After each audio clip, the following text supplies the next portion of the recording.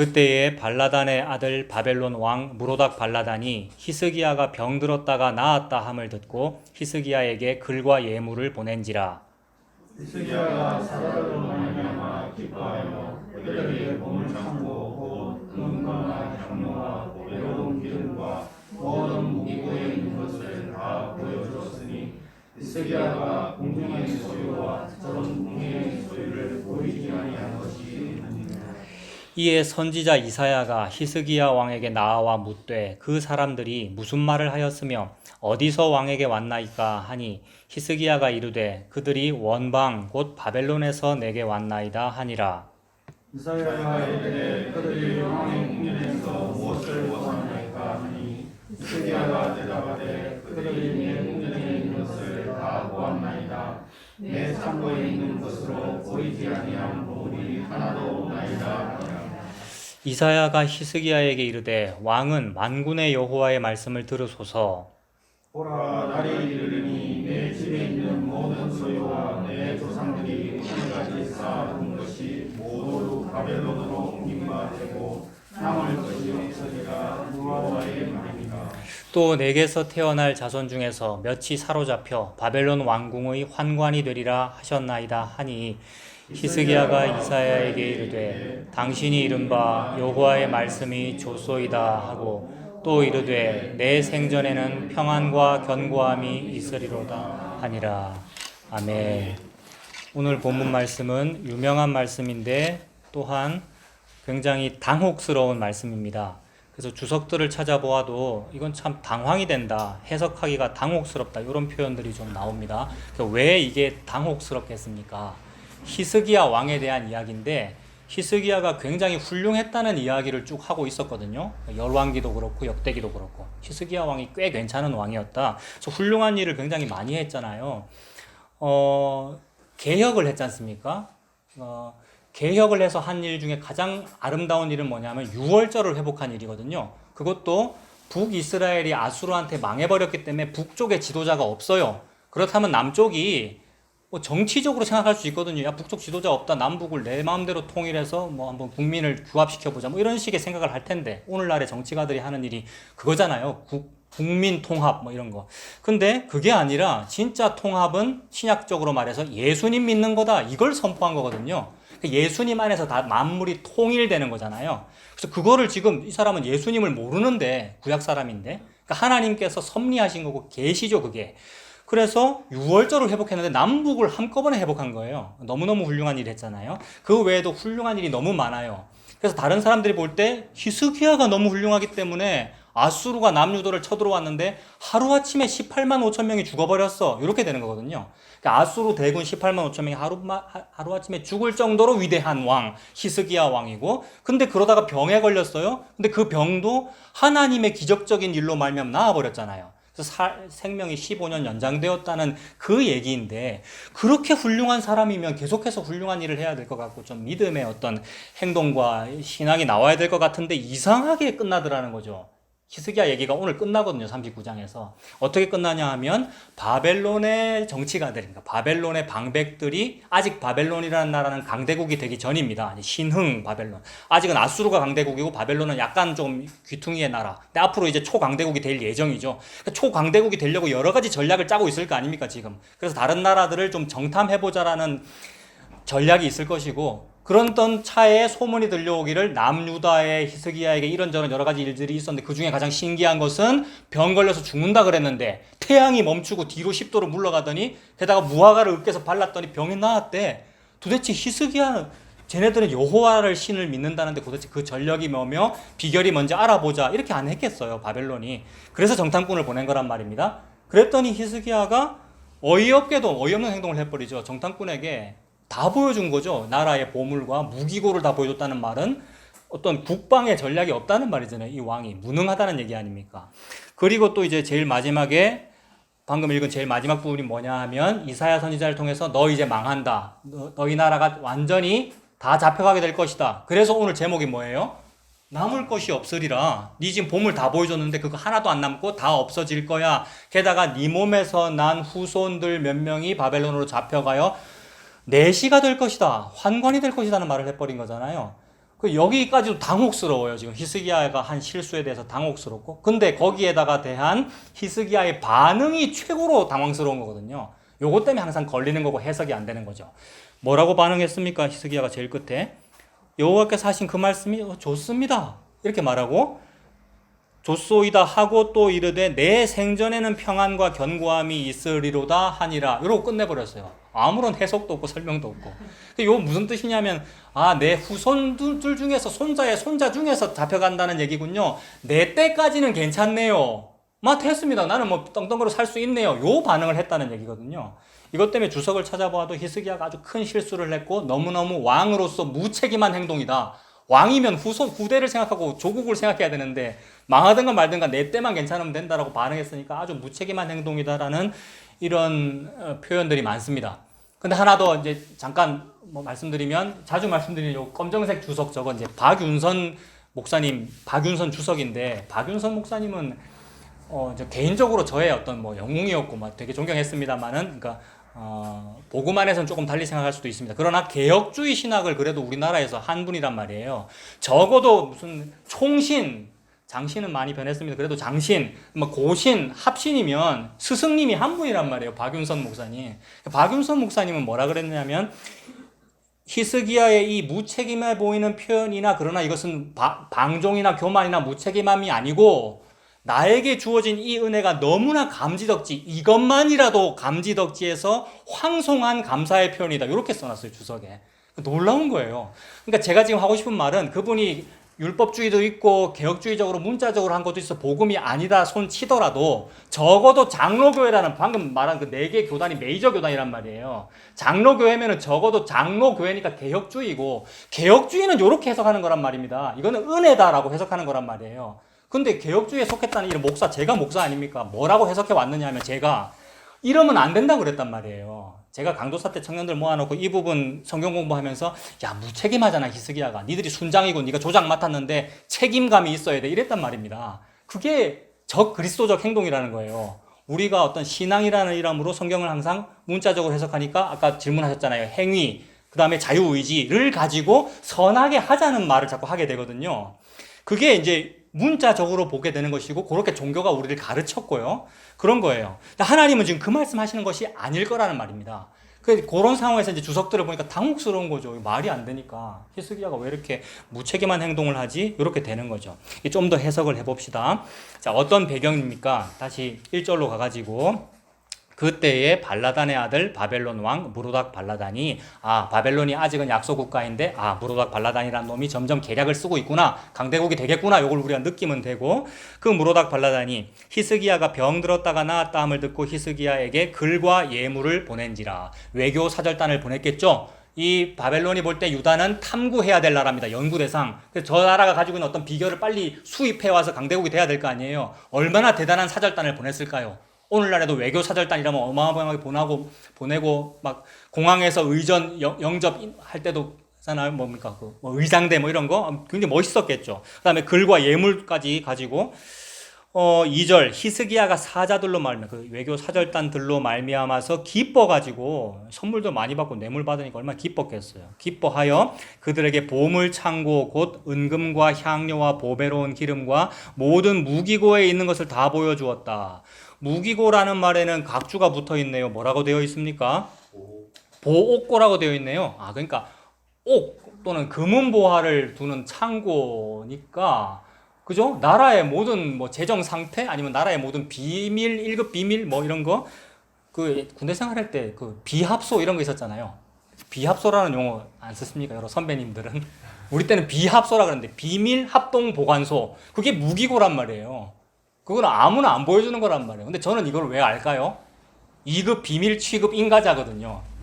작전병이거든요. 작전 장교가 자기가 타이핑하기 싫으니까 네 타자 잘 치네, 네 치라, 이래서 제가 행정병 했거든요. 이거는 아무나 보면 안 되는 거예요. 근데 그 무기고를 왜 외국인한테 보여줬다? 이거는 매국노의 짓이잖아요. 너무 지혜가 없는 거잖아요. 이런 데서 우리가 당혹감을 느끼면 돼요. 이 사람 왜 이렇게 믿음이 없지? 이렇게 돼야 되는 거예요. 무기고에 있는 것을 다 보여주었으니 히스기야가 궁중의 소유와 전 국내의 소유를 보이지 아니한 것이 없는지라. 이건 하나님의 복선입니다. 보이지 아니한 것이 없는지라와 연결되는 대꾸가 보여준 거 그거 전부 다 남을 것이 없으리라 이렇게 되는 거죠. 자, 우리가 누군가를 툭 치면 툭 쳤을 때 튀어나오는 것이 그 사람이 가지고 있는 제일 지가 자랑하는 뭐 그런 겁니다. 저를 툭 치면 예수님 십자가 보혈 이런 게 나와야 될 텐데 툭 치면은 나의 영광, 과거에 뭐 잘했던 거, 우리 아들, 딸이 뭐 예쁜 거 뭐 이런 거 얘기한다는 것 자체가 나의 보물과 보호고에는 예수님 보혈은 없다는 얘기죠. 대부분의 사람이 그래요, 여러분. 우리가 성도라는 이름을 가지고 툭 치면 나오는 게 지 자랑이 나오고 자기 의가 나온단 말입니다. 내가 좀 잘한 거. 그게 네가 희석이하네. 그 말을 지금 하나님 하고 계시죠. 그렇게 병 나았고 그렇게 18만 5천의 기적이 있었고 무화과 발라고 나았는데 툭 치면 나오는 게 예수님 은혜 여기 안 나오고요. 제가 여러분들이 안 나오고 자기가 기뻐하는 것들이 나오더라는 거죠. 내가 의지하는 거, 보물창고에 있는 거, 무기고에 있는 거. 그걸 지금 하나님 설명하고 계시는 거죠. 내 백성의 상태가 이러하다. 그럼 결론 벌써 나옵니다. 내 백성의 상태가 이러하다. 그러므로 너는 너를 구원할 수가 없다. 내가 너를 구원하겠다라는 말씀을 펼치기 위하여 하나님은 섭리하고 계시는 거죠. 3절 보세요.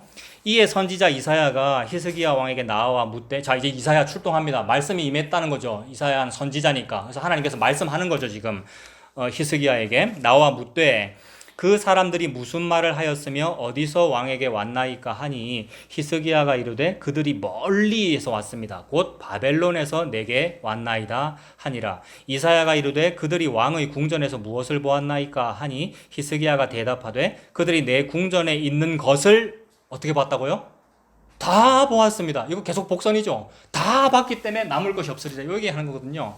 다 보았습니다. 내 창고에 있는 것으로 보이지 아니한 보물이 하나도 없습니다. 계속해서 같은 얘기죠. 다 보여줬다. 다 뺏길 거다. 이 말을 하고 싶은 거예요. 5절 이사야가 히스기야에게 이르되 왕은 만군의 여호와의 말씀을 들으소서. 그냥 여호와의 말씀을 들으소서만 해도 됩니다. 그만큼만 해도 선포이고 하나님의 재판장적 지위이고 여호와의 전쟁을 수행하는 사령관적 의미인데 거다가 만군에 딱 붙여버렸어요. 왕중왕이라는 말이고 전투사령관이라는 뜻이고 끝났다라는 말을 하는 것이고, 그래서 이제 여호와의 말씀, 사령관의 말씀을 들으십시오. 보라 날이 이르리니 이랬습니다. 구약에서 날이 이르리니 이러면 끝장난 겁니다. 선지자들이 항상 했던 말, 앞으로 무슨 날이 있다 이랬어요. 무슨 날이 있다 이럴 때마다 사람들은 전부 다 자기 중심적으로 해석했습니다. 무슨 날이 이르리니 이 말이 저와 여러분들 한번 툭 치는 거라고요. 툭 치면 예수님 십자가 보혈에 나와야 되는데 안 나오고, 아 날이 있다고요? 내가 잘 되는 날, 내가 번성하는 날. 우리 유다가 지금은 강대국한테 미움을 받는, 핍박을 받는데 앞으로 시온이 회복되는 시오니즘의 날, 요거 생각했단 말입니다. 지금도 유대인은 그거 기다리고 있죠.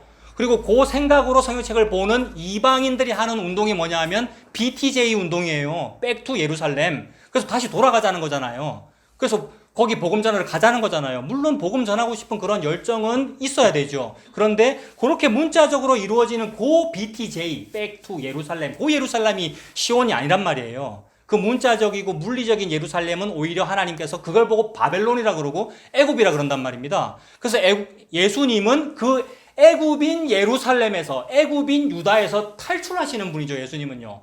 헤롯이 죽이려고 그러니까 출애굽하신 거란 말이에요. 예수님이 예루살렘에 있는 유다 땅을 떠나신다는 게 이게 출애굽이거든요. 그리고 한 가지 더, 그렇게 애굽으로 피난 갔다가 다시 출애굽하잖아요. 진짜로 애굽에서 또 나오잖아요. 그러니까 출애굽을 설명하실 때 이미 예루살렘이 애굽이었어요. 그러니까 어떤 교회의 중심지, 사람들이 성지라고 그러는, 또는 어떤 위대한 목사님이 태어난 초가집, 옛날 뭐 생가 뭐 이런 거, 그게 지금 바벨론이라는 말을 하나님 지금 하고 계시는 거라고요. 그런 물리적인 어떤 거룩하다고 만들어 놓은 시설물들.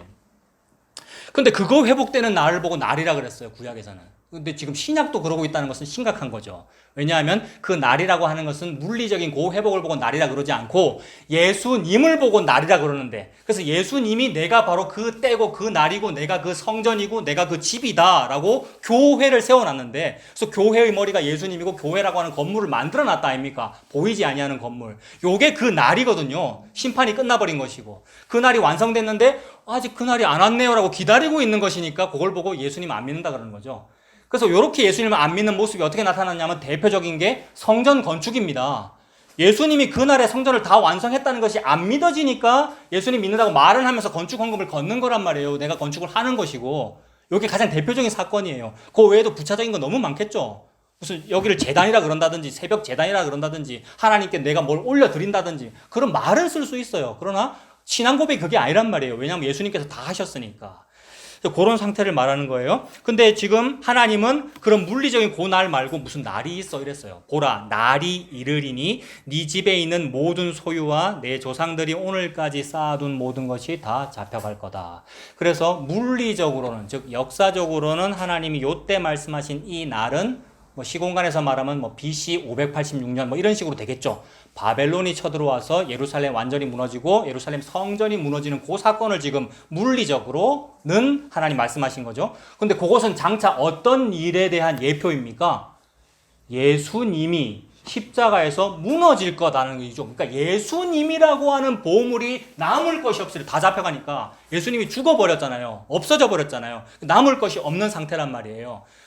그러므로 이렇게도 볼 수 있죠. 예수님이라고 하는 보물이 예수님만 소유하셔야 되는데 자기 백성에게 다 낭비해버리고 남을 것이 없으리라. 요 말도 돼요. 예수님이 자꾸 낭비하거든요. 이 땅에 오셔가지고 양 100마리가 있었는데 99마리를 낭비해버리고 99마리를 귀히 여기지 않냐고, 즉 낭비해버리고 한 마리 찾느라고 시간과 열정을 낭비하잖아요. 그 다음에 드라크마 이야기, 그 하나 찾기 위해서 시간과 열정을 낭비해버리고 또 뭐죠?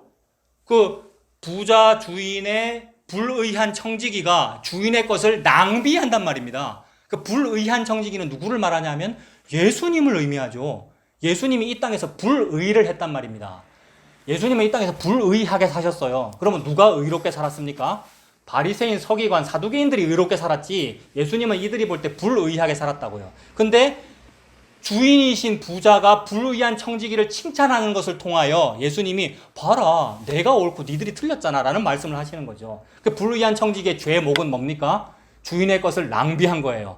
게다가 주인에게 빚진 사람들의 돈을 제대로 안 받아들임으로써 더욱 낭비해버리게 된 거죠. 그 빚진 사람들이 누굽니까?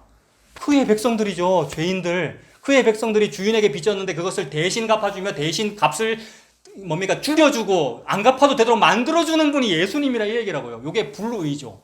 사두개인들이 볼 때, 바리새인들이 볼 때는 불의예요. 그래서 그런 불의를 하지 말고 행위 똑바로 하세요. 자유의지를 가지고 잘하세요라는 말을 계속하고 있는 거죠. 오늘날도. 그러니까 오늘 설교하고 약간 연결될 거라 그랬잖아요. 그렇게 되는 거죠. 그런 말을 하는 사람일수록 악마적으로 생기지 않았어요. 항상. 우리가 막 그런 사람은 못되게 생겼고 자기 배만 불릴 것 같고 고급차만 타고 다닐 것 같지만 더 검소하고 막 더 도덕적이고 윤리적이고 하면서 요 말을 한단 말이에요. 그게 광명의 천사로 가장하게 되는 거죠, 여러분. 그래서 이렇게 완전히 망해버리는 날을 말씀하시는데 그 날은 예수님으로만 해석돼야 된다는 거죠. 우리 인간의 행위나 인간의 의지로 해석되는 것이 아니고요. 인간의 의지로 해석되면 다시 어떤 그 이론으로 발전하게 되더라고요. 그 이론이 뭐냐 하면 뭐 고지론 같은 거, 고지를 정복하자, 또는 고지 같은 거 정복하지 말고 낮아집시다, 더 겸손하게 삽시다. 그러면 미답지론, 이러면 둘 다 이론이 되거든요. 예수님은 그 말씀을 하시는 것이 아니더라는 겁니다. 조금 더 보겠습니다. 그래서 어떤 날이 있다, 모든 것이 사로잡혀 갈 것이다. 그 6절 중간에 모두 바벨론으로 옮긴 바 되고 남을 것이 없으리라. 여호와의 말이니라.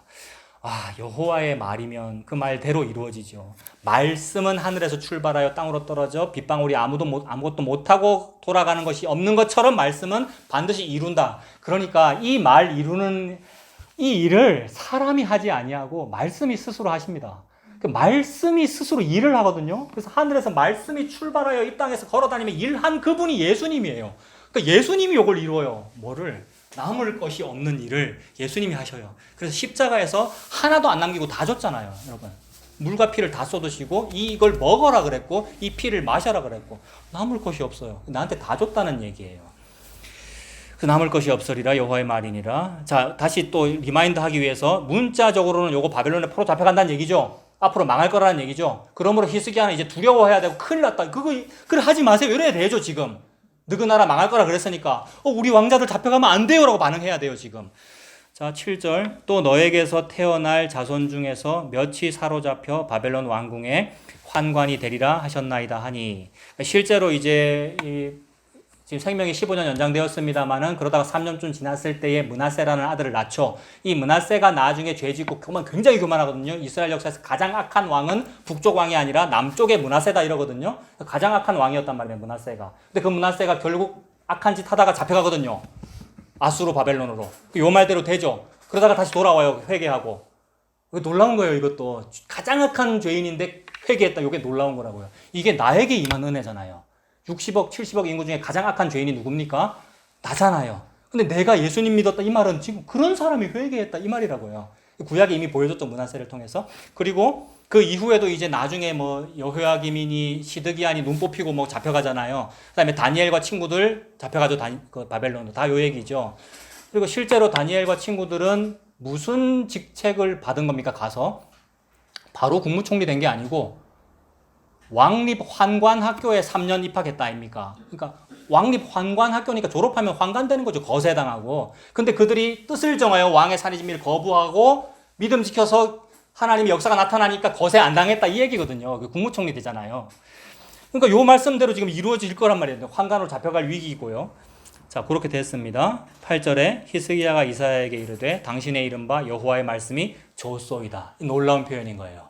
그렇게 하시면 안 됩니다라고 해야 되는데 15년 연장이라는 고일, 즉 15년 연장이 뭐예요, 여러분? 나는 죽었다 하니까 그게 십자가 죽음이었고 이미 그걸로 설명했죠. 지지난주까지 이미 우리는 히스기야에게 생명이 없다 요거 표현했잖아요. 그러니까 히스기야는 자기 앞가림을 하지 못하는 여자다 이렇게 표현했죠. 요 A팀, 여러분이 A팀인 것 같은데 2주 전에 그렇게 표현했잖아요. 여자라고.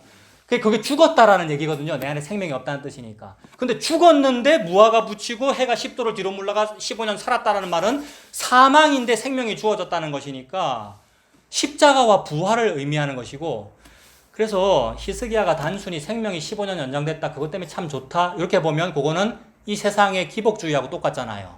세상 종교도 열심히 불공들여서 생명 15년 연장됐으면 좋겠다 그런 생각 다 하거든요.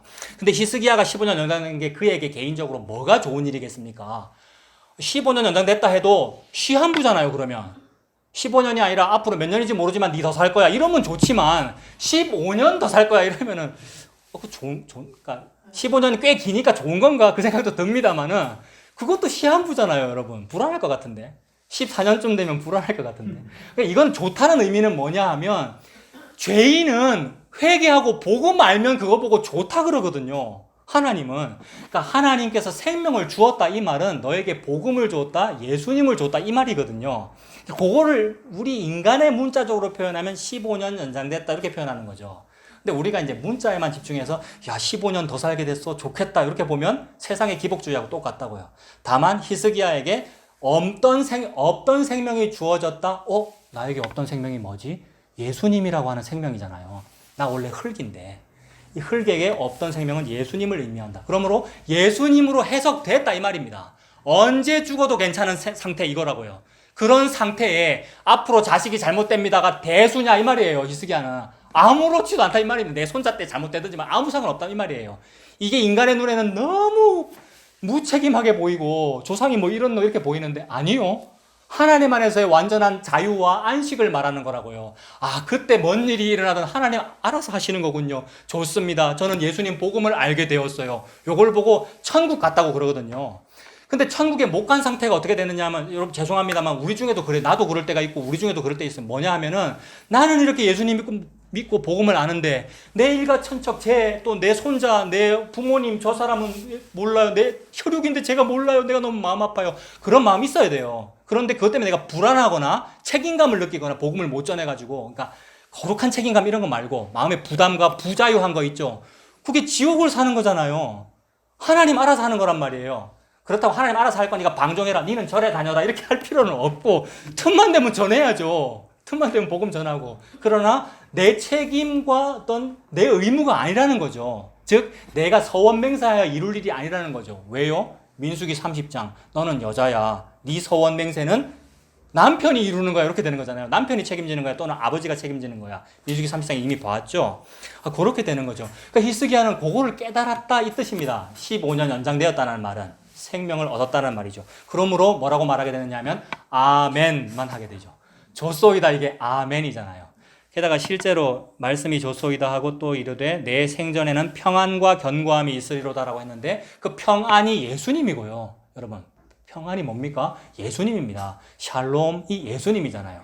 그래서 예루살렘의 왕이 예수님이고요. 예루살렘이거든요. 그 다음에 평안과 견고함이라고 그러는데, 견고함이라는 말에 이게 이제 열왕기 20장 똑같은 본문이잖아요. 거기는 진리라고 되어 있어요. 견고함이. 견고함, 진리, 아멘, 동의어입니다. 이게 아마 히브리어로는 아메트인가 뭐 이럴 것이고, 이게 아멘이라는 말의 어원이라고요. 그러니까 아멘이라는 것은 튼튼하다라는 얘기인데, 그러면 튼튼한 거, 견고하다 그랬으니까 튼튼한 거 반대말은 뭐냐면 연약한 거고 막 흔들리는 거잖아요. 이 땅의 것은 다 흔들리고 연약해요. 그래서 히스기야는 연약해요. 연약함만 나타나요. 지금 툭 쳤더니 견고함이 안 나오고 연약함만 지금 나온단 말입니다.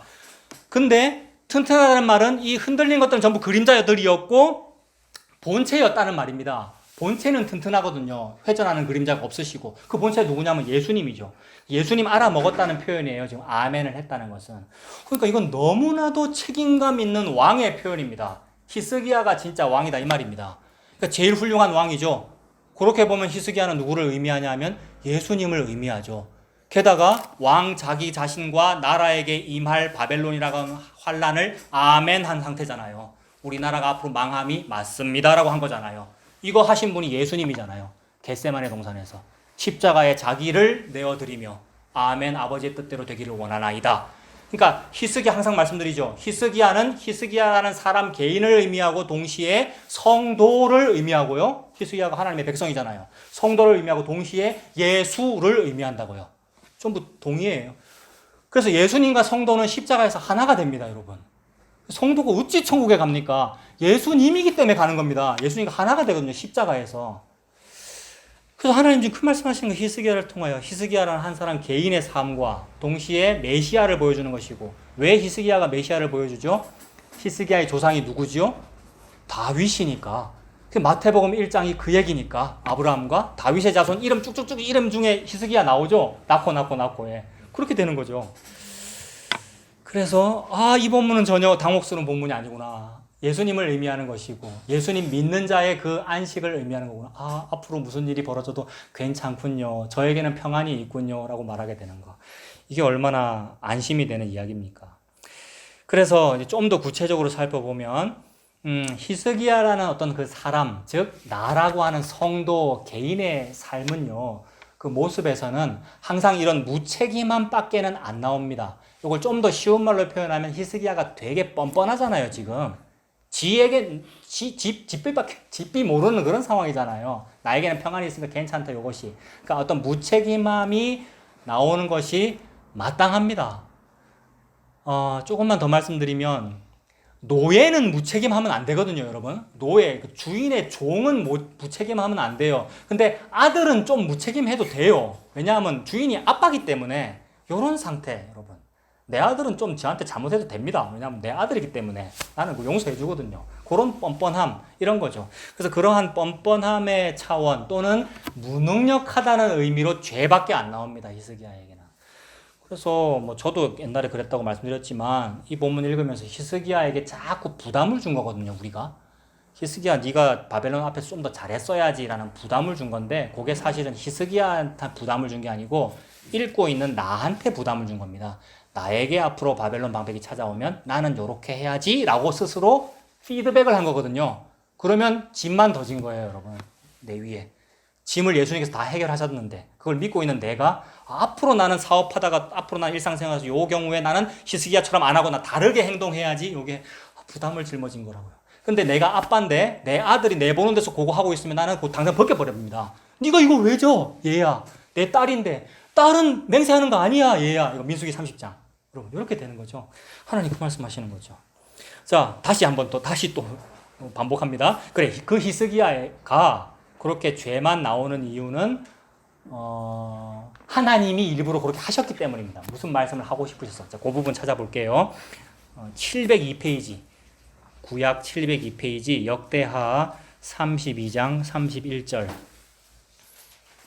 자, A팀은 본 말씀이네요. 2주 전에. 자, B팀도 이거 꼭 찾아보십시오. 역대하 32장 31절.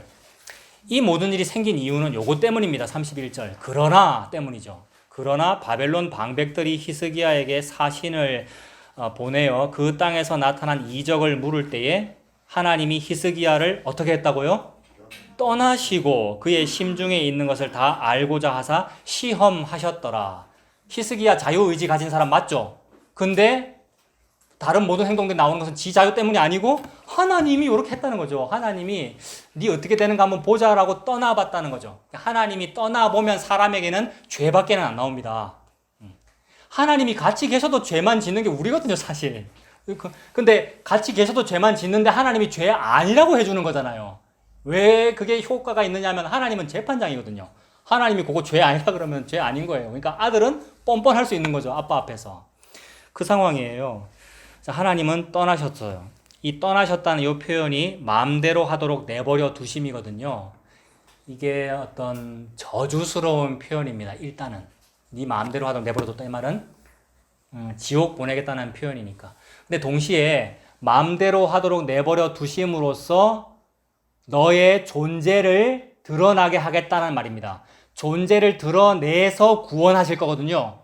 그래서 몇 번 말씀드렸는데 두더지 게임 하는 거하고 비슷하다고요. 동전 넣고 하면 두더지가 톡 튀어나오잖아요. 속에 들어가 있을 때는 안 때린단 말입니다. 근데 튀어나오게 해갖고 딱 때리는 그 일을 통하여 원시복음을 이루겠다는 말이거든요.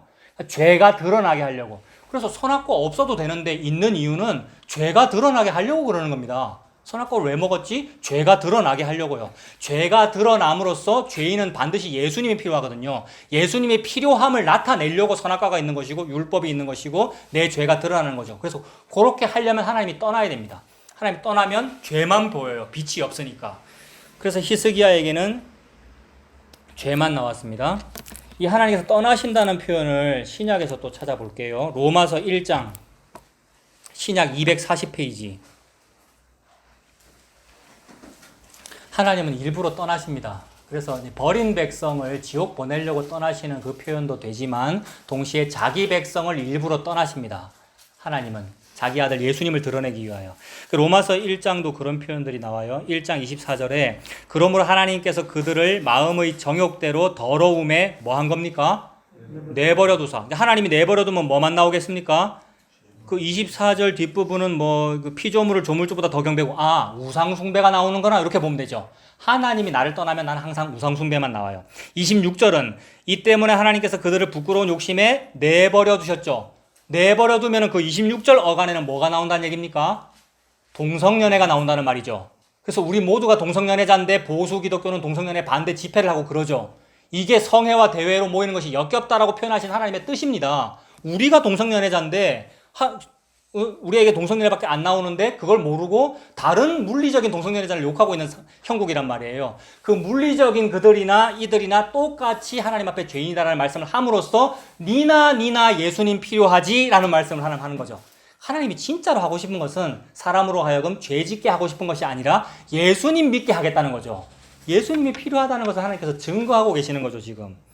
그래서 하나 더 나와요. 28절에도 또한 그들이 마음에 하나님 두기를 싫어하며 하나님께서 그들을 그 상실한 마음대로 내버려 두사. 또 세 번째 내버려 두면 뭐만 나오겠습니까?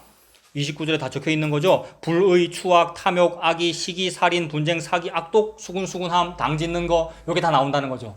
이게 나를 의미하잖아요. 동시에 히스기야가 너무나도 훌륭한 사람이라고 했습니다만은 그 사람에게서 나오는 건 요거밖에 없다는 겁니다. 그래서 툭 쳤더니 뭐가 나왔어요? 속에서 죄가 튀어나왔죠. 그 죄는 뭐였냐면 자기 자랑. 그래서 금은보화 다 보여줬다는 거죠. 무기고에 있는 거 무기 다 보여주고 이랬다는 겁니다. 그러므로 나에게는 이러한 죄밖에 안 나온다는 겁니다. 그래서 이스라엘 역사를 일부러 전 인류에게 보여주는 겁니다. 이스라엘의 역사인 구약 성경책은 그들 민족 자존으로 볼 때는 부끄러운 책이에요. 왜냐하면 용비어천가가 아니거든요. 우리나라의 문서인 용비어천가를 보면 그 누구죠? 이성계입니까? 이성계 위에가 이성계가 초대 맞습니까? 역사를 잘 몰라. 이방원은 누구죠 그러면? 이성계 아들? 그럼 용비어천가 누가 썼습니까 그러면? 그때 가서 썼구나. 맞구나. 예. 그 내용이 뭡니까? 이씨를 가진, 이씨라는 표현은 일제가 쓴 표현입니다만은 이씨를 가진 이성계의 가문이 훌륭하다는 얘기만 하고 있는 거잖아요. 용비어천가나 아니면 조선 왕조의 어떤 왕조실록이 왕조실록은 잘 모르겠다. 왕들이 실수한 것도 썼던 것 같은데 가문의 족보를 기록할 때에 잘한 것만 쓴단 말입니다. 근데 제가 지금 무슨 얘기를 하고 있는 겁니까? 구약 성경책은 이스라엘의 역사인데 잘못한 것만 있잖아요. 잘못한 것만 있어요. 물론 잘한 것도 있습니다만 하나님은 잘못한 거를 강조하기 위하여 쓴 거란 말이에요. 그러니까 이스라엘은 툭 치면 지잘한 것밖에 안 나온다. 이스라엘은 툭 치면 목이 곧고 교만한 것밖에 안 나온다는 말씀을 하시기 위하여 쓰신 게 구약이잖아요. 그러므로 너에게는 내 아들의 죽음이 필요하다라는 말씀을 하기 위하여 죄만 드러낸 게 구약이란 말입니다. 그래서 어디를 봐도 이스라엘의 죄만 나오죠. 특히나 뭐 사사기 같은 것을 보면 400여 년간 사이클이 돈다는 얘기잖아요. 등 따시고 배부르면 하나님 배반하고 죄 짓고. 그다음에 율법 뭡니까? 그 광야 40년 생활이 뭐예요? 내 원망하고 뭐 먹고 싶다 그러고 물 먹겠다 그러고 뭐 고기 먹겠다 그러고 애국으로 돌아가겠다 그러고 40년간이에요. 그걸 설명하는 거죠. 시편 한번 보십시오. 시편 78편 860페이지 시편 78편. 그러니까 아무데를 툭 쳐도 너에게는 죄만 나온다는 얘기를 계속 하시는 거예요. 하나님은. 시편 78편 34절 보시면 하나님이 그들을 죽이실 때에 그들이 그에게 구하며 돌이켜. 자, 광야 생활할 때에 하나님 어떤 때는 하나님 말 잘 듣다가 늘 원망하고 배반하니까 하나님께서 때리셨단 말이에요. 죽이실 때에 그들이 그에게 구하며 돌이켜 하나님을 간절히 찾았죠. 일단 표면적으로는 하나님은 자기 백성이 하나님을 찾게 만들려고 때리는 거겠네요. 근데 그게 결론이 아니에요. 놀라운 것은.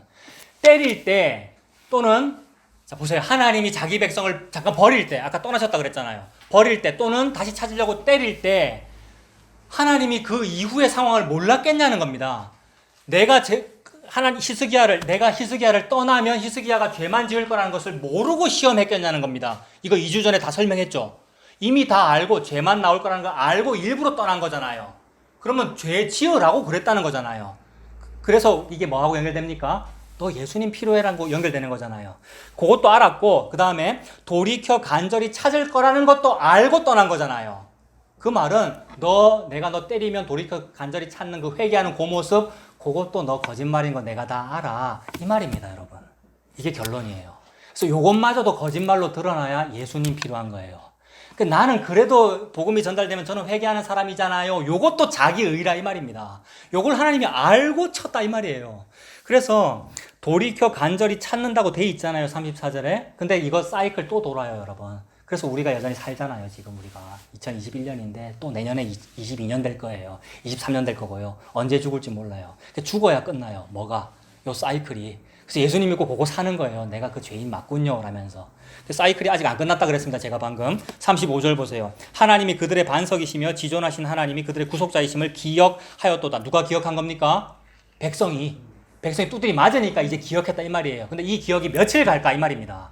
이 기억이 고작 3일밖에 또는 고작 며칠밖에 못 갈 거라는 걸 알고 했다 이 말이에요. 하나님은요. 그래서 36절 그러나 그들이 입으로 그에게 아첨하며 자기 혀로 그에게 거짓을 말하였으니 다 거짓말이었죠. 하나님 이제는 저 회개할게요. 이제는 저 복음만 좋아할게요. 이거 다 거짓말이었어요. 그리고 그렇게 할게요라는 게 하나님 앞에서는 맹세잖아요. 그 맹세 하나님 안 받잖아요, 여러분. 이게 하나님 왜 안 받겠습니까? 다 알고 있고 때문이고 동시에 그걸 좀 더 우리가 좀 멋있게 표현하면 너무 사랑해서 안 받는 거예요. 너무 사랑해서 죄인을 또는 자기 아내를 자기 여자를 너무 좋고 너무 사랑해서 나는 오빠야만 좋아요. 나는 남편만 좋아요. 이 말을 그냥 안 받아주는 거예요. 괜찮아. 내가 네 사랑할 거니까 이렇게 되는 거예요. 내 딸이 자꾸 아빠한테 효도할까라고 맹세 서원을 하는데 아니 안 해도 돼 괜찮아. 이렇게 되는 거예요. 너무 좋아해서 여러분. 여기서 막 눈물이 터져야 돼요. 사실은요. 막 너무 좋아해서 안 받는 거예요. 사실은요. 이게 얼마나 감사한 건지. 너무 좋아해갖고 죽어버릴 거라 이 말이에요. 예수님이 죄인을 위하여. 그래서 사이클 돌도록 가만 놔두셔요. 여러분. 이게 떠나시고입니다. 사람을 떠나면 사람은 쳇바퀴만 돌아요. 사이클. 죄만 지어요. 그래서 나중에 깨닫고 돌아와요. 예수가 진짜네요. 이렇게. 하나님 그 일만 하셔요. 그래서 그 거짓말이었어요. 나의 회개가. 37절 이는 하나님께 향하는 그들의 마음이 뭐가 없습니까? 정함이 없어요. 이게 죄인의 모습이잖아요. 바람에 나는 겨와 같잖아요. 정함이 없으며 그의 언약에 성실하지 아니하였음이로다. 이거 놀라운 하나님의 선언입니다. 여러분 그 조직 신학에 그런 표현이 있다 그랬지 않습니까? 기독론이라는 분야가 있고 인간론이라고 하는 분야가 있는데 이 두 개의 학문은 정반대 상황을 다루고 있는 거거든요. 기독론은 그리스도론이잖아요. 그리스도가 인간입니까? 인간 아닙니까? 인간이잖아요. 그러니까 기독론이 인간론이에요. 그러니까 그리스도가 참 인간이니까. 그래서 기독론이라고 하는 사람과 인간론이라고 하는 사람을 비교한 게 학문이라고요. 정반대의 학문이겠죠. 근데 이게 정확하게 비교가 돼요. 왜냐하면 첫사람 아담이 인간론이고 마지막 사람 아담인 예수가 또 인간론이잖아요. 두 개는 정반대겠죠. 정확하게 두 개가 서로 대립하는 거예요. 그러니까 사람 이쪽 반대쪽에 있는 사람은 항상 안티크라이스트입니다. 우리가 적 그리스도라고요. 안티라는 개념이 요 개념이죠. 서로 반대 어게인스트 개념이잖아요. 여기는 유식한 분이 많으니까 제 영어 씁니다. 요쪽과 요쪽 두 개밖에 없을 때 서로가 대적하는 거잖아요. 그래서 예수님의 대적은 사탄일 것 같은데 사실은 우리란 말이에요. 근데 그 우리가 무슨 말을 합니까? 저 예수 믿을게요 이러거든요. 우리가 적 그리스도인데 우리가 하는 말이 저 예수 믿을게요 이런다고. 이게 망발이라고요. 근데 예수님은 그거 다 알고 아이 그 소리 안 해도 돼. 서운맹세 안 해도 돼. 왜 그렇게 한다고요? 너무 사랑해서. 그래서 하신 말씀이 사탄아 내 뒤로 물러와라. 내 뒤로 물러가라 이런다고요. 누구한테 한 얘기입니까? 베드로한테. 사탄한테 한 말 아니잖아요. 베드로가 누군데요? 우리잖아요. 하나님의 백성. 내 뒤로 물러와 이 말이 뭐죠? 요쪽에 인간론이 있고 요쪽에 기독론이 있는데 예수님 여기 계시잖아요. 예수님이 여기서 보고 있는데 베드로가 요 붙어 있어야 되는데 저기 가 있단 말이에요. 내 뒤로 와 이 말은 내 편 해 이 말이잖아요. 니 내 뒤로 와. 내가 대장이야. 내가 오야봉이야. 내가 싸울 거니까 저쪽 깡패들 내가 싸울 거니까 니는 네가 행동대장 하지 말고 내 뒤로 와. 이렇게 되는 거죠. 이게 지난주 내용이었습니다. 그래서 내 뒤로 물러가면 예수님 뒤에서 예수님을 바라보게 되죠. 예수님 등이 보일 거 아닙니까? 이걸 보고 예수님을 따라간다 그럽니다. 여러분 이거 놀랍지 않아요? 예수님은 앞에서 걸어가시거든요. 우리는 그 뒤를 따라가는 거. 그래서 나를 따라와라. 자기 십자가를 지고 이렇게 이루어지는 겁니다. 우리가 그 말씀 듣고 막 내가 내 의지로 내 십자가를 질래요. 내 예수님 따라갈래요. 이러면 그게 맹세서원한 거잖아요. 그거 하지 마라 그러잖아요. 근데 나는 죄만 짓고 있어요. 죄 지을 때 뭐라 그러겠습니까? 사탄아 내 뒤로 와라 해버리면 말씀이 이루어져요. 사탄은 불순종하지만 베드로한테 사탄아 내 뒤로 와라 그러면 젊어서는 네 의지대로 가겠지만 요한복음 제일 끝부분에 늙어서는 네가 네 팔을 벌리리니 즉 내 의지가 없어지고 자유의지가 없네요. 노예 의지 되네요. 없어지고 남이 너에게 띠띠우고 네가 원하지 않는 곳으로 데려가려라. 내가 원치 않는 곳이 어딥니까? 십자가라고 하는 천국입니다. 천국 좋아하면서 십자가는 싫어하거든요. 우리가. 십자가라고 하는 천국이 내가 원치 아니하는 시공간이고 장소고 사건이고 상황이에요. 거기로 남이 나를 데리고 가요. 노예의지잖아요. 그러면 그분이 예수님입니다. 여러분. 그래서 베드로가 어떠한 죽음으로 하나님께 영광을 돌릴 것을 그렇게 말씀하심이러라. 요한복음 제일 마지막 부분에 그렇게 되잖아요. 그래서 보세요. 그러니까 하나님 너무 사랑해서 우리에게서는 계속해서 죄만 나오도록 하나님께서 섭리하십니다. 방금 제가 인간론과 기독론이라 그랬는데 시편 78편 37절 다시 보세요. 37절 제일 뒤에 그의 언약에 성실하지 아니하였음이로다가 인간론입니다. 인간은 하나님과 맺은 언약에 성실하지 않습니다. 왜 그럴까요, 여러분? 이미 다 아시는 답이죠. 죄인이라서 그렇고 동시에 아브라함과 하나님께서 횃불 언약 맺었는데 그 언약에 참여하지 않았어요, 여러분. 아브라함은 잠만 자고 있었잖아요. 근데 하나님은 참여했다라고 했죠. 그 말은 하나님 내가 혼자 언약 다 했지만 내 혼자 다 지킬 거야가 됩니다. 그러면 하나님께서 언약을 다 지키신 그 자리가 예수님의 십자가입니다. 그러니까 나도 그 언약을 했으니까 인간론에서 내 언약이 있긴 있는데 37절에 언약에 성실하지 않아요, 인간은. 근데 반대쪽에는 어게인스트니까 안티잖아요. 이쪽 반대쪽에 예수님 계시잖아요. 예수님 뭐 하십니까? 언약을 전지전능하게 지키죠. 전지전능이라는 말은 언약 잘 지킨다는 뜻입니다. 예수님께는. 그래서 예수님께서 언약을 완전히 다 지키셔요. 정반대말이죠. 그러니까. 그래서 인간론과 기독론이 정반대말이 됩니다. 38절. 그래서 이 모든 일을 하신 이유는 38절 때문이었어요. 오직 하나님은 긍휼하시기 때문입니다. 긍휼하시기 때문에. 어떤 사람에게 긍휼이 필요합니까? 톡 쳤는데 윤리 도덕이 나오는 사람한테는 긍휼이 필요 없어요. 톡 쳤는데 막 자기 의지를 가지고 믿음이 좋은 사람은 긍휼이 필요 없다고요. 톡 쳤는데 실수만 나오고 톡 쳤는데 죄만 나오는 사람한테는 니는 안 되겠네. 나 여호와가 니를 덮어야 되겠네. 이걸 보고 긍휼이라 그런다고요. 너무 사랑해서 이런다고요. 지금 하나님이. 그래서 오직 하나님은 긍휼하심으로 죄악을 덮어주시며 죄악을 덮는다라는 게 물리적으로 표현된 게 지성소의 언약 궤조. 언약궤 뚜껑을 덮는다라고 표현하고 그 뚜껑을 그 언약궤를 또 지성소가 덮고 거기를 성소가 또 덮고 거기 바깥을 성막이 또 덮죠. 해달의 가죽과 뭐와 뭐를 막 덮잖아요. 이게 다 나를 덮은 거란 말이에요. 나를 덮어서 그 내밀한 그 내실 가장 가운데 나를 그 안에 초대하겠다는 거죠. 나는 신부될 자격이 없는데. 그러므로 그 가운데 그 내밀한 곳은 뭐냐면 신혼방 같은 겁니다. 부부만 들어갈 수 있는. 거기에 나를 부르겠다는 거죠. 너무 사랑해서 예수님이 신랑 되시고. 그래서 나를 덮어주시는 거예요. 이 덮어주신다는 거에서 그 가죽옷도 나오고요. 시은좌 언약궤 뚜껑도 나오고요. 그 루시 보아스의 발치 이불에 덮이는 얘기도 나오고요. 덮어주시어 멸망시키지 아니하시고 그의 진노를 여러 번 돌이키시며 그의 모든 분을 다 쏟아내지 아니하셨으니 그들은 육체이며 가고 다시 돌아오지 못하는 바람임을 기억하셨습니다. 여러분, 이게 유일한 은혜죠. 내가 육체며 바람이라서 흙먼지라서 아무것도 못하는데 내가 스스로 뭘 하려고 그러면 자기에게 부담되고 자기 책임을 막 지우는 거잖아요. 근데 하나님은 이걸 아셨대요. 내가 육체라는 사실, 즉 무능력하다.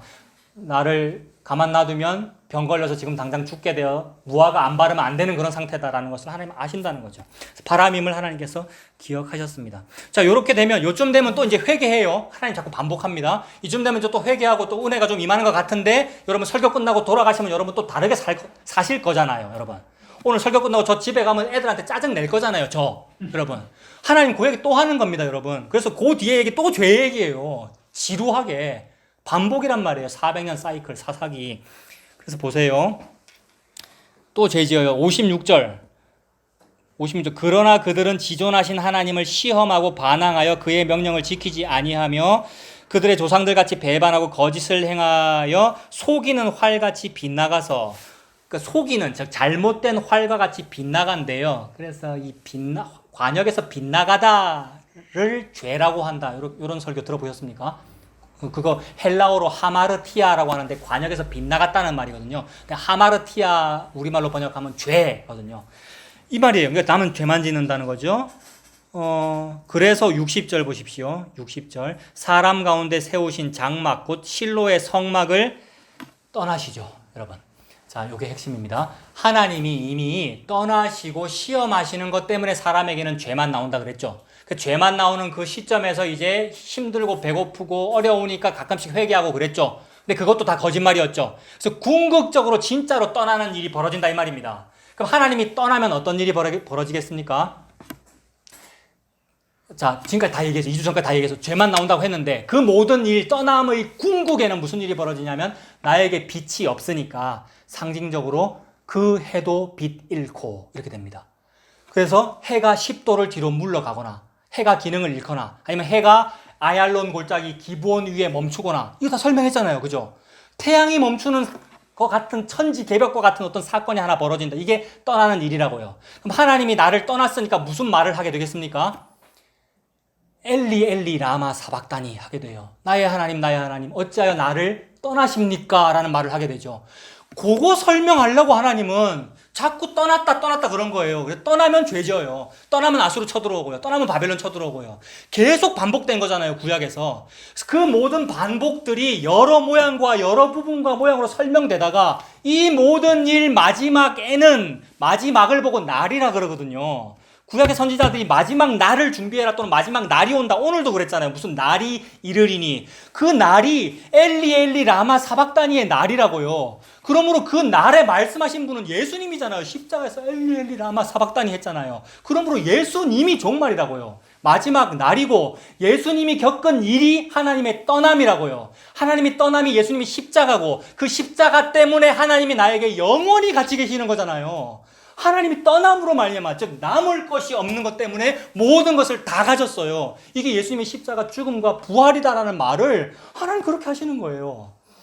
그래서 떠나니까 어떻게 됩니까? 뒤로 넘어가면 그 시편 78편 65절에 이제 완전히 떠나버리면 죽은 거예요. 즉 예수님이 죽었고 아까 방금 오늘 본 본문에서는 예수님이 히스기야잖아요. 그 히스기야가 죽었었죠. 무화과 바르기 전에 죽은 거잖아요. 생명 없다 이렇게 된 거잖아요.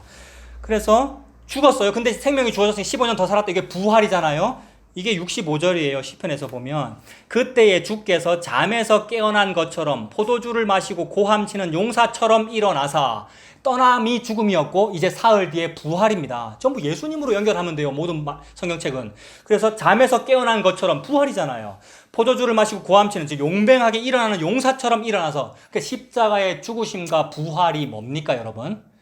창세기로 가면 원시복음의 성취예요. 원시복음이 뭐죠? 3장 15절에 여자의 후손이 뱀의 머리를 밟아 이기리라잖아요. 어디서 예수님이 밟았습니까? 예수님 항상 매 맞고 침뱉음 당했죠. 언제 예수님이 남을 밟았습니까? 예수님 밟은 적이 없어요. 십자가에서 밟힘만 당했어요. 근데 그게 사탄을 밟아 이긴 거다 이 말입니다. 그래서 예수님이 십자가에서 죽으셔서 몸인 그 인간이 좋아하는 그 인간 육체, 인간이 좋아하는 물리적인 건물을 무너뜨려 버렸죠. 사흘 만에 다시 지으리라고 말씀하시면서 이게 사탄을 밟아 이긴 거라 이 말입니다. 그래서 이게 고함치는 용사예요. 그러므로 전쟁을 수행하시는 분이 여호와의 군대 장관이신 예수님이잖아요. 예수님이 지금 사탄을 이렇게 무찔렀다 이 말입니다. 그래서 사탄의 기능은 뭐냐 하면 적 그리스도의 기능은 뭐냐 하면 뱀이니까 뱀의 머리잖아요. 뱀의 머리니까 독사의 머리에는 뭐가 있냐면 독리가 있죠. 독 이빨. 그걸로 물어가지고 독을 딱 주입해서 동물을 죽이는 거잖아요. 근데 예수님이 하신 일은 뭐냐면 요즘 팍 밟으니까 독리가 땡강 부러졌다 이 말입니다. 그래서 사도가 말하기를 사망아 너의 쏘는 것이 어디 있느냐 이렇게 하잖아요. 사망에게는 쏘는 것이 있다 이 말입니다. 정갈의 침처럼 독사의 독리처럼. 근데 그거는 부러져 버렸다 이 말이죠. 예수님께서 밟으셔가지고. 그래서 고함치는 용사예요. 그리고 그렇게 사탄을 무찌르시니까 비로소 영원이라고 하는 것이 열린 겁니다. 여러분 영원이라는 것은 예수님 재림 이후에 열리는 것이 아니라 예수님 십자가로 영원이 열렸어요. 그러므로 영원 이전이 시공간의 끝이겠죠. 그걸 보고 종말이라 그러고요. 물론 우리는 육체를 가지고 있기 때문에 그게 아직 안 끝난 걸로 보이죠, 여러분. 그래서 이 재림을 기다리고 있는 것이고 이 수명이 아직 안 끝났잖아요. 우리가 70, 80, 100살 돼야 우리가 죽잖아요. 그러나 하나님의 묵시 속에서는 영원히 시작된 거라고요. 이게 뭐냐 하면 그 다니엘서에 나오는 신상이 나오는데 제일 마지막에는 쇠와 진흙이 섞였고 뜨인 돌이 날아와서 그 뜨인 돌이 영원한 나라를 이루더라는 그 나라를 말하는 거거든요. 그래서 예수님께서 이 땅에 오셔서 하신 말씀이 뭐냐 하면 회개하라 하나님의 나라가 여기 왔다. 하나님의 나라는 영원할 거 아닙니까? 그래서 이 십자가와 부활 이후에 영원이 나와요. 66절에 보면 66절에 그의 대적들을 쳐 물리쳐서 어떻게 됩니까? 영원히 그들에게 욕되게 하셨도다. 그러니까 사탄은 영원히 멸망, 그러니까 영원한 치명타를 당한 겁니다. 근데 이상하게도 우리가 육신을 가지고 있는 어떤 하나님께서 정하신 그 때가 되기까지는 사탄이 덜 죽은 상태로 살아요.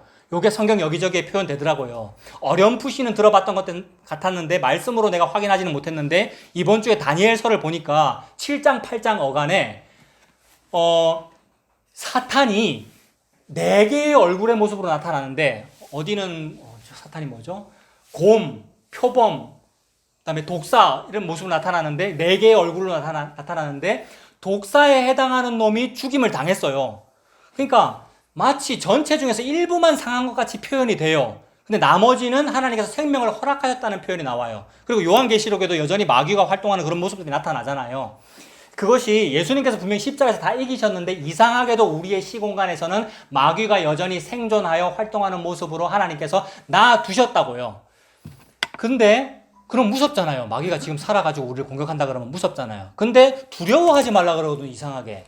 그러면서 사도가 하는 말은 사망아 네가 쏘는 것이 어디 있느냐라고 말씀하셨으니까 종합하면 무슨 뜻이냐면 예수님께서 십자가에서 이미 마귀를 밟으셔서 우리의 생명을 상하게 하는 독리는 부러뜨려 버리셨다는 말입니다. 그러므로 뭐죠? 이빨 없는 사자라는 말이죠. 독리빨이 없는 뱀이라는 얘기고. 근데 겉모습은 징그러우니까 경계해야 되고 무서운 생각이 드는 것이 마땅합니다만은 마땅한 것도 아니고 그렇습니다만은 하나도 무서워할 거 아니라는 말씀을 하나님 하십니다. 그리고 왜 살려뒀느냐 하면 예수님이 혼자 밟기 싫은 거예요. 그러니까 예수님이 혼자 할 것 같으면 여러분 창조가 필요 없잖아요. 예수님이 혼자 할 것 같으면 예수님이 그냥 왕 하시면 되지 히스기야를 왕시킬 필요가 없잖아요. 자기 백성, 즉 내 아내가 두려워 벌벌 떠는데 두려워 벌벌 떠는 내 딸 또는 내 아내가 남편 믿고 한번 밟는 거를 보고 싶다 이 말입니다. 그래서 내가 밟을 걸 남겨놨다 이 말이에요. 그래서 독사의 이빨 없는 놈을 밟는 밟는 겁니다. 누가? 성도가. 그래서 예수님과 함께 예수님 딱 믿고 이거 밟는 거죠. 그게 삶이라는 거죠. 그 삶에서 우리는 실패해요. 밟다가 무서워서 못 밟고요. 일단은 뱀이니까, 일단은 징그러우니까, 독립발이 없어도. 그게 우리의 삶이고 그게 체험 삶의 현장이고, 그래서 베드로처럼 갈릴리에 또 빠지면 주여 잡아주십시오 또 올라오는 것이고, 그렇게 70이면 80인 인생을 살아라. 그걸 보고 왕 같은 제사장이다. 베드로후서 2장 9절에, 베드로전서 2장 9절에 예수님이 왕인데 자기 아내를, 자기 백성을 왕으로 삼았다는 말이죠. 왕이니까 왕국이 있을 거 아닙니까? 그 왕국을 천년왕국, 천년왕국이 어디서부터 어디까지죠? 예수님 초림부터 재림까지거든요. 여기가 왕국이라는 말이죠. 영원의 나라는 이미 시작됐고요. 천년이라는 것은 길다, 영원하다 그런 의미이고요. 예수님 초림과 십자가와 부활로 천년왕국은 시작되었고 그 왕권을 제자들에게, 성도에게 맡긴 거죠. 너희는 택한 족속이요 왕 같은 제사장이요 니들이 왕이니까 다스려라. 그다음에 싸워라. 마귀를 대적하라. 이렇게 하신 것이고. 그 나라가 시작됐다는 말입니다. 그 나라는 영원합니다. 그러니까 우리가 시작한 것이 아니라 예수님께서 시작하셨죠. 십자가에서. 그래서 그 66절에도 영원이고요. 그 다음에 이 안에 택함이 있고요. 68절에 오직 유다지파와 그가 사랑하시는 시온산을 택하셨고요. 유다지파와 시온산이 여러분 영적으로 뭡니까? 이걸 물리적으로 하면은 그게 백투 예루살렘인데 영적으로는 뭡니까? 크리스찬을 말하는 거잖아요. 예수 믿는 사람. 시온산이라는 것은 교회를 말하는 것이고요. 보이지 아니하는 교회, 예루살렘을 의미하는 거고요. 그 택했어요. 자기 신부를 택한 거죠. 69절에도 또 영원이라는 말이 있습니까? 네, 영원이 열린 거죠. 예수님으로 인해서. 그래서 72절에 제일 마지막에 보면 이에 그가 그들을 자기 마음의 완전함으로 기르고 그의 손에 능숙함으로 그들을 지도하셨도다. 자, 완전함과 능숙함입니다. 이 긴 72절까지의 시편이 앞에 쭉 무슨 얘기했느냐면 전부 불완전함과 실수만 가득 얘기했거든요. 회개했다가 예수 잘 믿다가 다시 죄짓고 요 사이클만 계속 얘기했잖아요. 불완전함과 부족함만 얘기했잖아요. 제일 마지막에 영원 얘기하고는 완전함과 능숙함이래요. 즉 완전함과 능숙함이라는 것은 예수님만 한다는 말씀을 이렇게 표현하십니다. 그래서 이거는 찾아보지 않겠습니다. 민수기에 보면 민수기라는 말이 백성의 숫자 얘기죠. 민수기, 백성의 숫자. 민수기 1장에 보면은 사람을 계수하는데 60만 3천 몇백 몇 명이다 이렇게 되어 있어요. 60만 명이죠. 근데 40년 광야 생활 하잖아요. 40년 광야 생활 하는 중에 무슨 일이 벌어집니까? 방금 말씀드린 죄만 나오는 일이 벌어지죠. 죄의 사이클. 그래서 불완전함과 불능숙함만 잔뜩 나타난단 말이에요. 그러면 그렇게 다 죽고 죄만 나타났으면은 40년 뒤에는 60만 명이 없고 뭐 10명밖에 안 남았다. 요래야 되는데, 민수기 제일 끝이 아니죠. 26장 어간에 가면 다시 인구조사 하거든요. 두 번째 인구조사. 그때 또 몇 명이라 기록되어 있죠? 우리 상식으로 다 알잖아요. 60만 1000몇백만 이렇게 되어 있단 말이에요. 60만 명이 똑같다는 얘기죠. 근데 여기서 항상 헷갈려요. 에이, 하나님 그게 뭐가 똑같이 유지된 거예요. 선대, 아버지 때 60만 명 다 죽고 아들 때 60만 명 산 거니까 서로 다른 사람이 산 건데요. 이렇게 시비 걸 수 있죠. 저도 그렇게 생각했거든요. 그러니까 앞에 60만 명은 다 지옥 가고 아들 때 60만 명 살아서 천국 갔구나 이렇게 생각했다고요. 근데 하나님은 앞과 뒤에 아무 상관없습니다. 하나님은 시공간에 아무 상관없다고요. 고대에 살던 그 사람이나 지금 여기 사는 내나 똑같다. 같은 사람이다. 전 인류는 하나 되게 한 씨로 하나로 만들어졌잖아요. 아담으로부터 나왔고 같은 사람이라고요. 그래서 60만 명 다 죽이고 60만 명 다 살렸다는 말입니다. 그 말은 60만 명이라고 하는 전체인 나 다 죽이고 전체인 나 살았다 이 말입니다. 예수 믿는 나요. 그 예수 믿는 나라고 하는 60만 명이라는 나는 어떻게 해야 사느냐 하면 남을 것이 없이 다 죽어야 살아요. 그래서 반드시 다 죽이셔요, 여러분. 우리를. 그래서 죽으라고 창조하신 거죠. 그래서 죽어가고 있잖아요, 여러분. 우리가. 강건하면 70, 80이라는 그 얘기가 죽어가고 있다는 말이고, 죽는다는 그 말이 목 잘린다는 말이고요. 목 잘린다는 것은 목은 두뇌 이거 의지를 말하는 것이니까 내 의지 꺾인다는 말이고요. 그래서 지난주에 말씀드렸습니까? 엘리 제사장이 어떻게 죽습니까? 목 부러져서 죽거든요. 그러니까 너무 훌륭한 삶을 살았다 이 말이에요. 물리적으로는 안 좋은 삶을 살았어. 근데 하나님 앞에는 너무 훌륭한 삶을 사는 거예요. 여자가 어떤 삶을 살면 훌륭한 삶을 사는 겁니까? 성경적으로? 머리끝에서 발끝까지 문둥병 환자면 가장 훌륭한 삶을 산 겁니다. 머리끝에서 발끝까지 완전한 창녀로 드러나면 가장 훌륭한 삶을 산 거라고요. 왜요? 7 여자가 한 남자를 붙들어야 될 상황이 증거가 된 거니까. 그래서 예수님만 드러나는 삶을 보고 여자야 네가 훌륭하다, 내 아내야 너 선하다 이렇게 됩니다. 그래서 그렇게 완전히 다 죽고 예수님으로 사는 것을 보고 완전함이라 그래요. 방금 시편 제일 끝에 완전함. 그 다음에 이 예수님이 너무 능숙하셔요. 그래서 우리가 생각이 있으면 에스겔에 보면은 포로 잡혀가게 되면 백성이 혹시 생각이 있으리라 이랬거든요. 생각이 조금 있으면 요 생각을 하게 돼요. 뭐냐면 나오미가 자기 며느리 룻이 보아스 만나고 오더니 나오미가 눈치를 딱 채고, 요게 생각이거든요. 눈치를 착 채고, 야, 보아스 그 사람이 알아서 할 거니까 니는 그 사람 시키는 대로 해라, 요 말을 하게 돼요. 이게 우리의 지혜고 생각이란 말입니다. 내 남편 예수님이 능숙하게 알아서 하실 거구나, 괜찮구나, 이렇게 되는 거예요. 그럼 히스기야가 내 손자 때 멸망한다는 얘기가 들려도, 이거 내 혈육이 죽으면 웃잖아, 이게 아니고, 아, 예수님이 능숙하게 하시는구나, 예, 좋습니다, 이렇게 하게 된다는 거죠.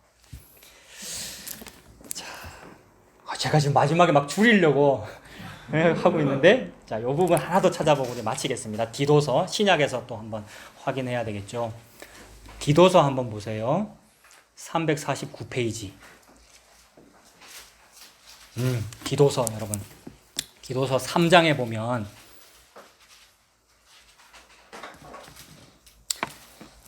모든 말씀이니까 예수님이 내 신랑이다라는 얘기, 예수님이 너무나 훌륭한 왕이라는 얘기를 지금 하고 있죠. 그래서 디도서 3장 3절에 보면 우리도 전에는 어리석은 자요 순종하지 아니한 자요 속은 자요, 즉 죄를 얘기하는 거죠. 아까 죄가 계속 사이클 돈다 그랬지 않습니까? 그러니까 내 죄만 지금 쭉 설명했어요. 3절에. 근데 4절에 우리 구주 하나님의 자비와 사람 사랑하심이 나타날 때에 이랬습니다. 그러니까 자비와 사랑이 나타난대요. 이 땅에 자비와 사랑이 나타난 적이 많잖아요. 무슨 간디가 비폭력을 했습니다. 어떤 사람이 살신 성인을 이루었습니다. 이런 사건들이 많잖아요. 그 모든 사건들과 비교할 수 없는 이 모든 사건의 클라이막스 정점이 뭡니까? 예수님의 십자가죠. 그러니까 예수님 십자가를 보고 사랑과 자비라 그런다고요. 그러니까 하나님의 사랑과 자비가 이 땅에 눈에 보이는 형태로 나타난 사건은 예수님의 십자가입니다. 그 십자가가 나타났다는 말이죠. 이 4절에 나타날 때라는 말은 요게 구원이 돼요. 5절에 우리를 구원하시되 우리가 행한 바 의로운 행위로 말미암지 아니하고, 저기 아까 처음 설교 전에 우리가 행위에 대한 얘기를 했거든요. 여기 나오죠. 집사님 요거 나왔네요. 9절에. 행위로 말미암지 아니하고 이래 되잖아요. 행위로 말미암지 아니하고 오직 그의 긍휼하심을 따라 중생의 씻음, 중생이 다시 사는 거거든요. 우리는 어떻게 다시 사느냐 하면 처음 살 때는 첫사람 아담으로 살았어요, 우리가. 근데 두 번째는 마지막 아담인 예수로 살거든요. 예수님이 내가 되어 죽으시고 다시 산 게 내가 죽고 산 거거든요. 이게 중생이라고요. 거듭남이라 그러잖아요, 이거를. 중생. 중생의 씻음, 그럼 씻는다고 그랬으니까 이 씻음을 설명하려고 옛날에 60만 명이 홍해에 들어갔다 나왔고요. 씻었다는 얘기죠. 그 다음에 나중에 60만 명은요. 인구조사 2번 했다 그랬는데 요단강에 또 들어갔다 나오잖아요. 똑같은 얘기를 하는 거죠. 그래서 그 전통으로 장로교회는 입교 세례한다. 그게 거기서 나온 거란 말입니다. 중생의 씻음은 예수 믿는다는 말이죠. 그러니까 씻음과 성령의 새롭게 하심으로 하셨나니 우리 구주 예수 그리스도로 말미암아 우리에게 그 성령을 풍성히 주사. 요 우리 구주 예수 그리스도 요 말하려고 지금 앞에 죄 얘기했고 중생 얘기했구나, 그 뜻이죠. 예수 그리스도로 말미암아 우리에게 그 성령을 풍성히 부어 주사 우리로 그의 은혜를 힘입어 의롭다 하심을 얻어 영생의 소망을 따라 상속자가 되게 하려 하심이라, 이겁니다. 그래서 상속자가 되게 했다는 거예요. 그러면 상속자가 무슨 뜻입니까? 아빠가 왕이면 아들도 앞으로 왕 된다는 얘기죠. 그래서 베드로전서 2장 9절에 너희는 택한 족속이요 왕 같은 제사장이고, 그 말은 네가 왕이고 네가 제사장이고 네가 선지자다 이 말입니다. 그럼 이게 뭐예요? 이 삼중직을 뭐라 그래요? 어려운 말로 그리스도라 그러잖아요. 감히 우리가 내가 그리스도입니다, 내가 메시아입니다 이렇게 표현하지 않습니다. 그건 자칭 메시아 이단들이라 그러는 거잖아요. 근데 하나님은 나를 자기 아들 예수의 죽음으로 그리스도로 여기는 거죠. 그래야 천국 가거든요. 그분만 지성소에 들어가거든요, 여러분. 근데 내가 그분 속에 그렇게 포함됐기 때문에 천국 간다, 그런 말을 우리가 할 수 있게 된 거죠. 요 말이에요, 상속자라는 말은. 그래서 예수님이 왕이면 그의 아들은 왕인 거예요. 그래서 왕에게는 뭐가 있습니까? 왕에게는 왕의 땅, 영토가 있죠. 그래서 하나님께서 아브라함과 언약하실 때 횃불 언약에서 이런 말씀도 하시죠. 동서남북을 바라봐라, 보이는 모든 땅을 너에게 주리라. 영토 개념이죠. 그 다음에 횃불 언약에서는 큰 강, 그러니까 애굽 하수에서부터 큰 강 유브라데까지 밟는 모든 땅을 내가 너에게 줄게 이랬거든요. 유브라데를 우리가 언제 밟았습니까? 애굽강, 나일강을 말하는데 나일강을 언제 밟았죠? 쫄딱 거지꼴이 되어서 남을 것이 없어가지고 잡혀가가지고 물론 입 애굽은 스스로 했습니다만 노예 생활 430년 할 때 나일강 밟았어요. 그럼 밟는 모든 땅을 어떻게 하겠다고요? 왕에게 영토로 주겠다는 말입니다. 왕이 누군데요? 예수님이 왕이고 예수 믿는 사람이 왕이잖아요. 그다음에 유브라데는 언제 밟았죠, 여러분? 우리가 지금이잖아요. 이제 곧 히스기야 나라 망할 것이고 오늘 망할 거라 그랬고 히스기야는 예 좋습니다 이랬잖아요. 그럼 요거 받아들였다는 얘기잖아요. 왕 너무 훌륭한 왕이죠. 히스기야는 왜요? 유브라데를 자기 영토로 선포한 거잖아요. 즉 사탄 따위 독립 부러졌습니다. 나 예수 믿습니다를 선포한 거라고요. 구약에서 너무 훌륭하다고 주석을 해야죠. 우리가 히스기야 너무 훌륭하다. 예수 믿었습니다.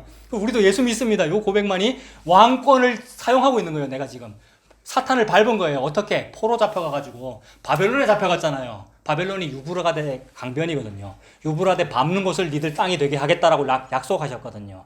그래서 로마서 이거 노래 가사 때문에 제가 외우고 있는 건데 로만 16, 19 이런 노래 있죠. 로마서 16장 19절과 20절에 보면 평강의 하나님이 속히 사단을 너희 발 아래에 밟히게 할 거다라는 말씀이 너희들이 상속자라서 그래 라는 이 말씀입니다.